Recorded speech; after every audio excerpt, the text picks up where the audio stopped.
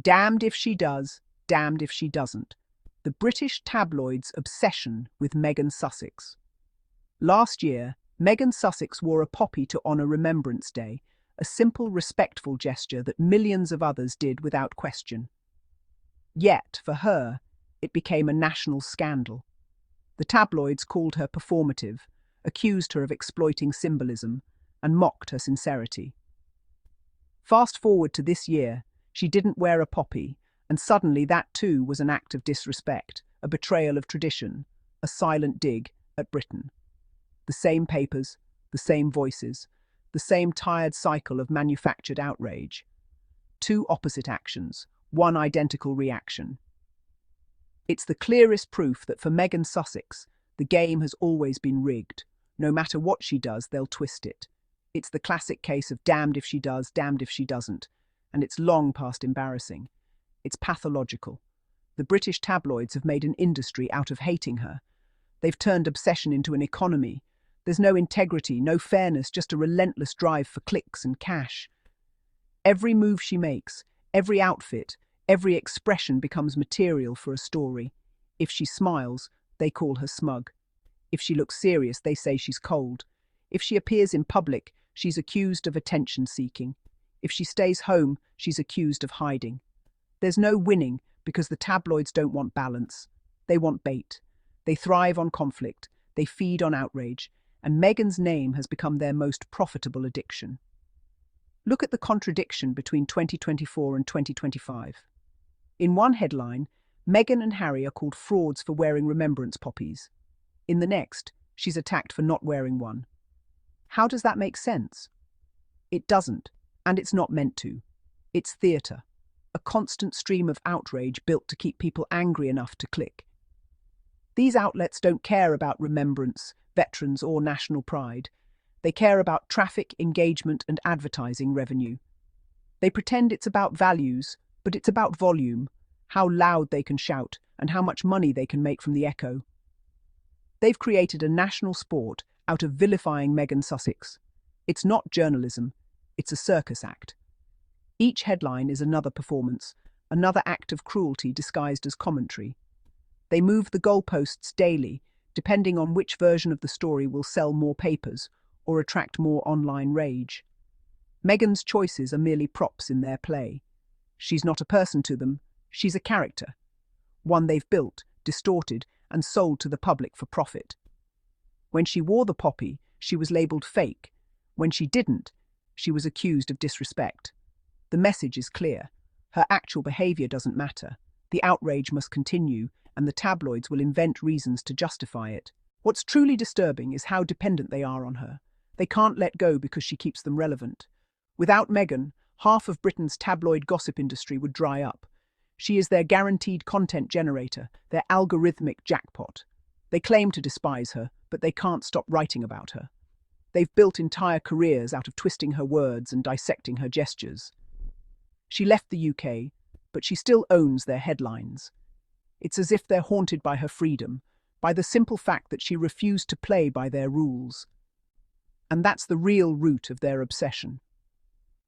Meghan Sussex walked away from a system that demanded her submission.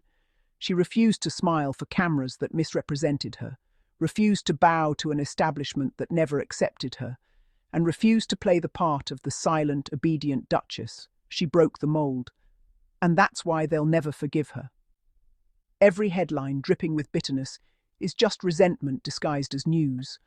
Every expert commentary is really a tantrum over losing control of a narrative they used to own. It's not about a poppy, it's about power. Meghan's independence exposes how fragile their authority truly is. The tabloids once believed they could define who was good royal and who was bad royal, who deserved sympathy and who deserved scorn. But Meghan didn't wait for their approval. She defined herself, spoke her truth, and walked away. That act alone destroyed their illusion of control. Her freedom is their failure, and they can't stand it.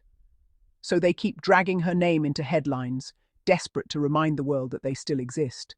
The hypocrisy runs deep. These same newspapers that claim to care about tradition and honour spent years ridiculing veterans, mocking mental health struggles, and publishing salacious nonsense about the very institutions they now pretend to defend. When Meghan wears a poppy, they feign outrage over its meaning.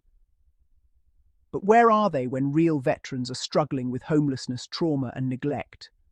Where are their front-page campaigns then? Nowhere, because compassion doesn't sell. Manufactured outrage does. The poppy becomes a prop, a tool to punish her, a symbol to twist for profit. They call her manipulative, yet they're the ones manipulating millions. They accuse her of hypocrisy, yet they contradict themselves every other day. They scream about disrespect, but they've made a business out of demeaning a woman who's done nothing but live her life.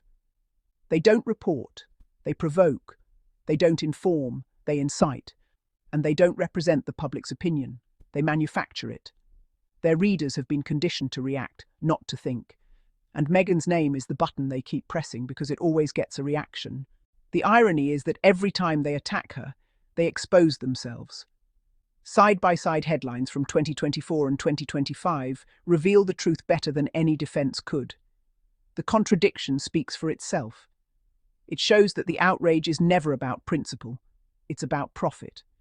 They don't even care to stay consistent because they know most people won't notice. But the world is noticing now. Screenshots circulate, receipts pile up. Their hypocrisy can't hide behind nostalgia anymore. And while they scream from their tabloids, Meghan thrives quietly. She continues her humanitarian work, speaks about mental health, supports women's empowerment, and raises her children away from the circus. She smiles, she works, she lives, and every moment of that peace infuriates them. Her happiness is her revenge. Her silence is louder than their noise. Every dignified step she takes outside their reach reminds them that they failed to destroy her. The global audience sees through it. Beyond Britain's shores, people are tired of the same smear campaigns. They see the double standards. They see the racism, the sexism, the relentless tone of cruelty that trails her name. To much of the world, Meghan Sussex represents grace under fire, someone who faced the worst of the British press and chose not to sink to their level. The tabloids, meanwhile, look like caricatures of themselves, petty, outdated, and obsessed with a woman who has long moved on. It's almost comedic now. Imagine spending years attacking someone for breathing differently each day. Imagine running endless, exclusive insider stories that say nothing new. Imagine being so fixated on a woman's jewellery, clothes and silence that you forget there's an entire world beyond your headlines. That's the state of the British tabloid machine, so trapped in its own bitterness that it can't see how ridiculous it looks.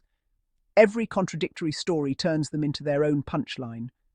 But underneath the absurdity lies cruelty. The same kind of cruelty that hounded Princess Diana. The same performative patriotism that uses symbols of respect, like the poppy, as weapons to shame women who refuse to conform. The same cowardice that hides behind sources and opinions to justify harassment. Meghan Sussex is not the first to endure it, but she's the first in the digital age to expose it in real time. Every article is archived, every contradiction is captured, every lie is screenshot before it can be deleted.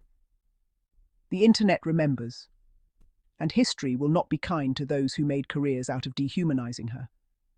Through it all, Meghan has remained calm, elegant, and unbroken. That's what enrages them the most.